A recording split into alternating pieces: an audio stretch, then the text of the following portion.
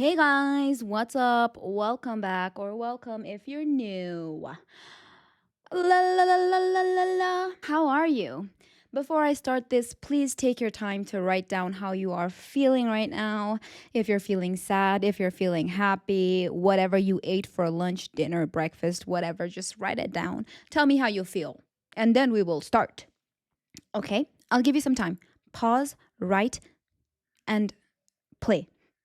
Okay, now today I want this to be like a fun little episode. Not really fun, but it could be fun for people listening to it or like watching it. A fun little episode where I talk about my struggles. Wow, like you struggle so much, huh? Just think of it as your friend on FaceTime and you're just like listening to me rant about things. Think of me as a friend. Find a friend in me and I'll find a friend in you. I'm going to start off by saying that I was never one of those academically gifted student. Is it academically or academically? Academically. I don't know. Academically sounds better. Okay. So I was never one of those. I was never topping classes. I used to be one of those kids that teachers or parents would be like, She's a very clever child and she has a lot of potential only if she used a little bit more of. I used to have a tough time memorizing stuff or like following strict structure or like a curriculum or whatever. And I don't know what school curriculums or like syllabus or whatever look like now, because back in my school days we used to have like first term exam, second term, and final term. Maybe you guys still have it right now. I don't even know what you guys have right now. Not my problem because I'm done with that. I would dread, I would dread the day when it would be a normal day in school. I would be in class, and then the teacher would be like, first term is just around the corner. First term is knocking on the door. A lot of the kids would be so fear driven that they would be so good at memorizing stuff and they would just like excel, right? They would know exactly what to write, where, and how, and all of that stuff. But I did not, because maybe my learning way was different, right? I would learn more from cartoons than in school. Do you get what I mean? I'm not trying to say like, oh yeah, yeah. No, it's just how I function, okay? I was never the kid with perfect little notes and clean handwriting and like always doing my homework on time. And I'm not flexing, okay, kids? This is not a flex. I'm just telling you the kind of student I was. And I'm not saying that I was a trouble child, like a rebellious one. Like I'm not the one to like fight with the teachers and be like, yeah, what are you gonna do? I'm not gonna write it. What are you gonna do? No. I used to just struggle a lot when it came to like academics. Back to my topic. So every time exams were around the corner, okay, the subjects that gave me a hard time, I'm calling them out. I'm exposing them, okay? Nepali, math, and social studies. I know people always tell me that social studies is like the easiest one. It's just that there's so many people to memorize and there's so many events to memorize. So I was not good at that. I was not I was never good in Nepali, and I was also struggling a lot with math. Now, first I'm going to start with math, right? With math, my problem was, no offense, the teacher. After teaching, the teacher would give us all like problems to solve. And then the teacher would bring you up to the board and make you solve in front of everybody, right? When you made a mistake, you would be insulted instead of like taught. So that was my problem. Because tell me why I would keep failing math, but once I got a good tutor at home, I like gradually started like passing, not just passing, I got good grades. Tell me why. Because my tutor taught me how to solve a problem. And I went from getting 14 out of 100 to 75 out of 100. Now tell me, isn't that great progress? I wish that we were taught to question the teacher, like, excuse me, sir, how is this here? Because if we did that, if we went like, sir, how did this get here? They would be like, I'll tell you how it got here. Boom.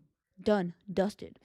Imagine how good you would be if they just taught you with patience, if they taught you with understanding, how good would you be? Because back then in my room before exams, I would be crying in my room looking at the mirror and just being like, a plus b whole square is equals to a square plus 2ab plus b square. Now I'm gonna talk about Nepali, okay? Nepali, oh my god. Nepali, Nepali, Nepali.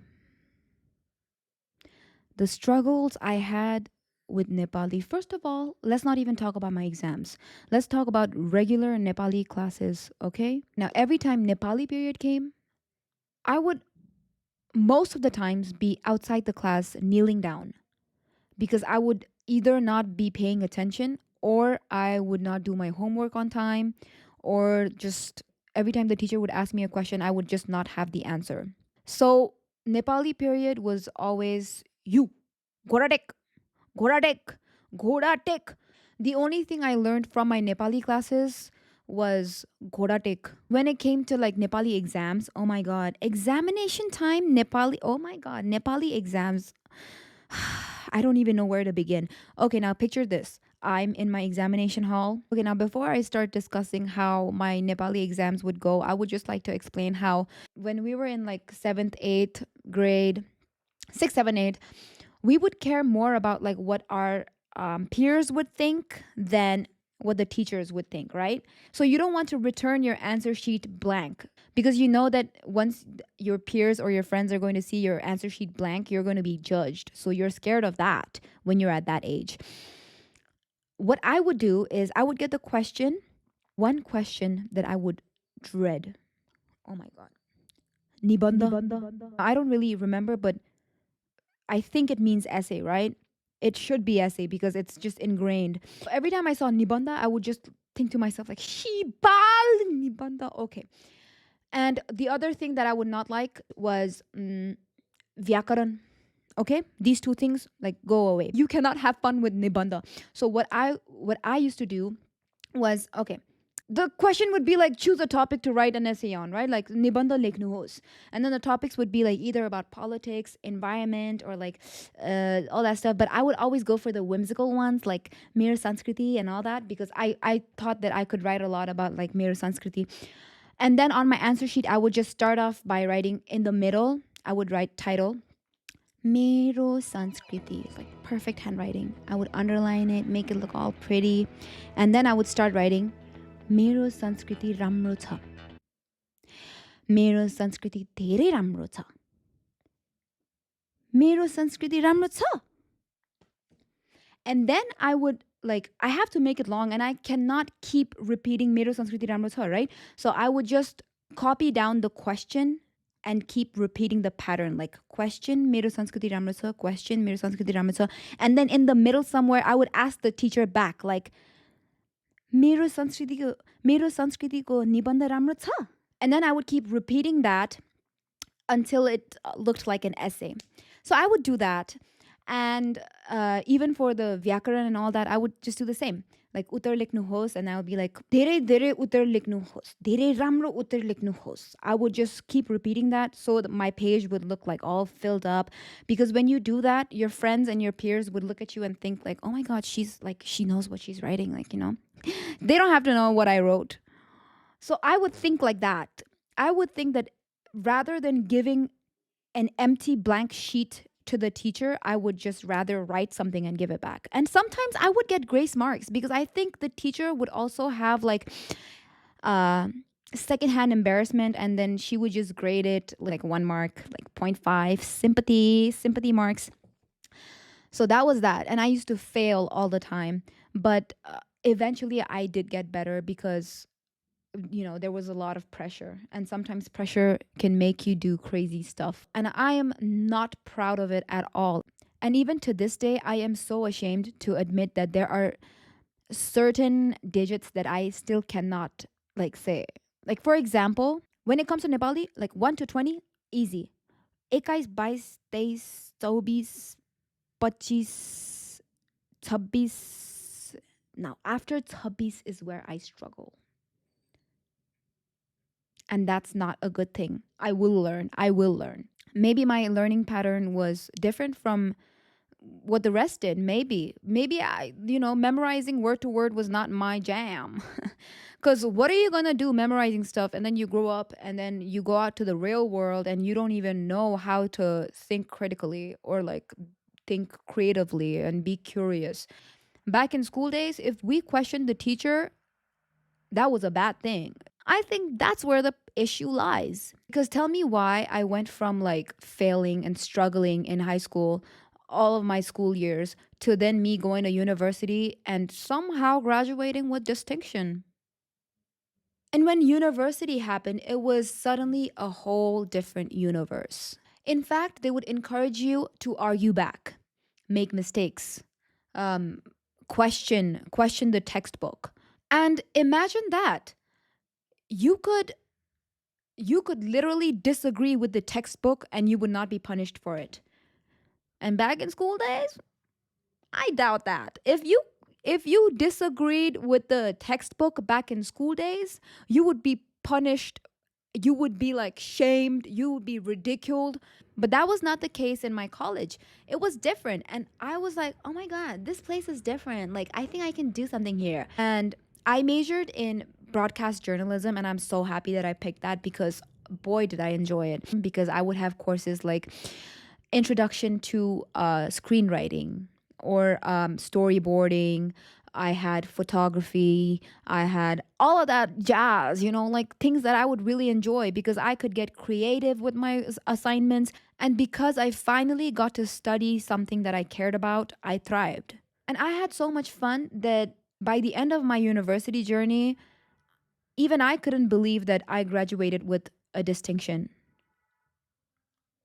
Isn't that crazy? I wasn't that kid in high school anymore where I would just stare blank at the question paper and be like wanting to cry. The same kid who would struggle so hard and copy the question on the answer sheet. And that's when it hit me. It's not that I wasn't academic, it's that the way I was taught did not fit the way my brain worked. Do you get what I mean? So, yeah, I think about this a lot. And one of the main reasons why I wanted to film this video today is because I know that there are so many people out there who can relate, especially kids who went to school in Nepal and then went out to pursue their bachelor's or their master's. Now, imagine how many of us grew up thinking that we weren't smart enough when in reality, the system just never gave us the opportunity or like the space to learn in our own way. And also imagine right now, today, how many kids out there are thinking to themselves, like, I'm a bad student, when in reality, they could just be sitting in the wrong kind of classroom with the wrong kind of teachers. Think about it. Now, I'm not preaching anything. I'm not saying that, oh, the system sucks. The system could be better, is all I'm saying. I'm pretty sure, again, this episode is going to be a short one because I don't even know what I talked about today. Stay hydrated, kids. When I graduated from university, I was so overwhelmed and I was still in like shock that, oh, so I don't have to study ever again? You're telling me that I don't have to study ever again? I was so happy. I hate studying. Hate is a big word. I'm not going to say hate. I do not enjoy studying. Period. Thank you so much for watching or listening or balaloo. Doobie doobie doo. Okay. Thank you so much for watching, guys. Please come back. Come back to me. Okay. Bye. I love you guys. Mwah, mwah, mwah. Thank you.